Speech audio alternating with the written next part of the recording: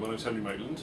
I run two companies, Core Evolution Limited and then Evolution Organics grew as an extension of the company. In Core Evolution, I'm the managing director, so I manage to make it all work. But my primary role is as a functional exercise specialist. So I do functional rehabilitation and neuromuscular therapy.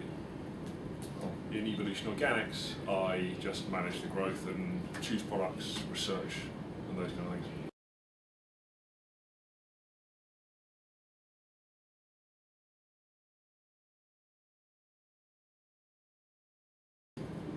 Well, as you know, that's a pretty big question. There's an extraordinary amount that can be done, and I guess I would bring it back to looking at the, say, 6 fundamental foundations of health. I think they're definitely as valuable for a basketball player or any athlete as much as they are for someone who is looking for, say, base level spinal rehabilitation after a car crash or a disc injury. I think the fundamentals of health are essential in all aspects and are relevant to everyone, thus being the foundations of health. So now I've said there's 6, I've got to remember all 6, but there's sleeping, so optimal circadian cycles and sleep patterns, breathing, which is highly complex, but taking it back down to its basic reduction, we're looking at the optimal process of the mechanics of breathing and making sure someone has good diaphragmatic breath so they have an optimization of core function.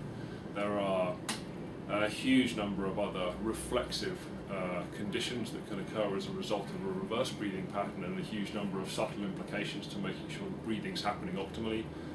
But nonetheless, breathing's a fundamental, and we can certainly go into more detail on that another time.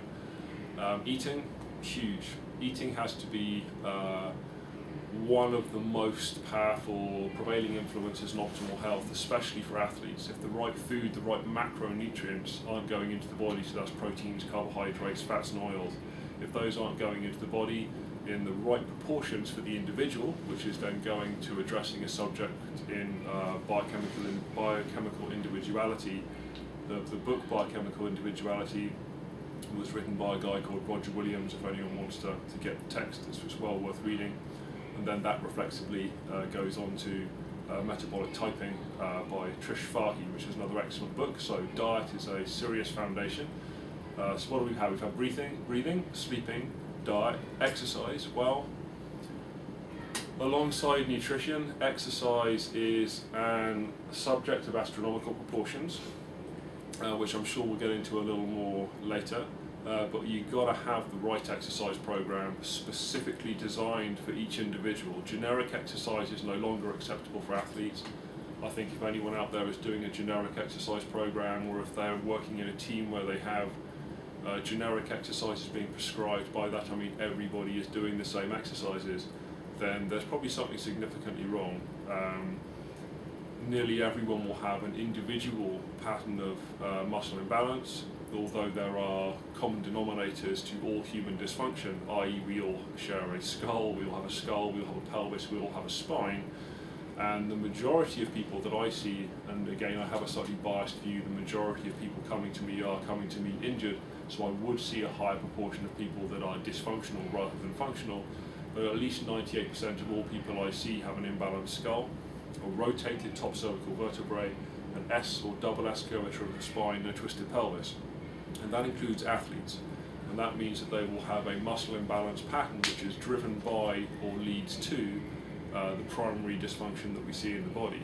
So when anybody's training, doing their exercise program, if they're training and they haven't had that fundamental pattern of muscle imbalance fixed, they're going to be driving it further into the body.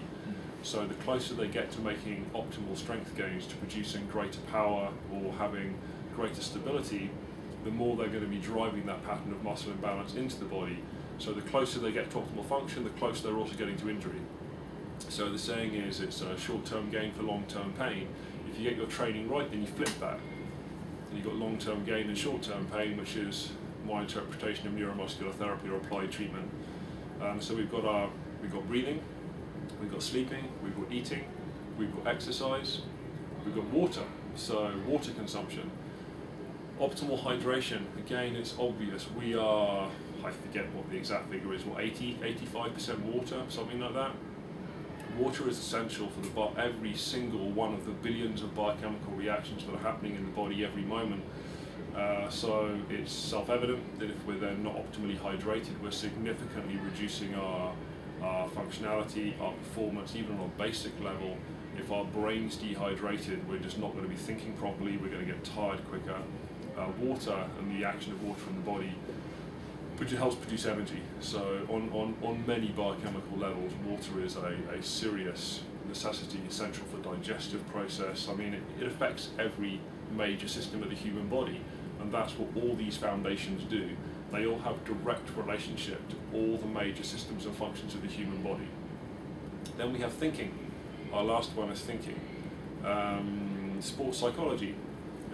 I'm certain that's got to be a growing field at the moment. I don't look much into psychology in its sort of pure form. It's not something that I'm primarily interested in, but I think that thinking and understanding one's inner state and being able to keep a calm, focused, positive outlook whilst going into a game, whilst looking to be rehabilitated from injury are all essential. So those are my 6 fundamentals. Those are the 6 fundamentals that I think are most essential to address. So yeah, there's certainly a lot that can be done.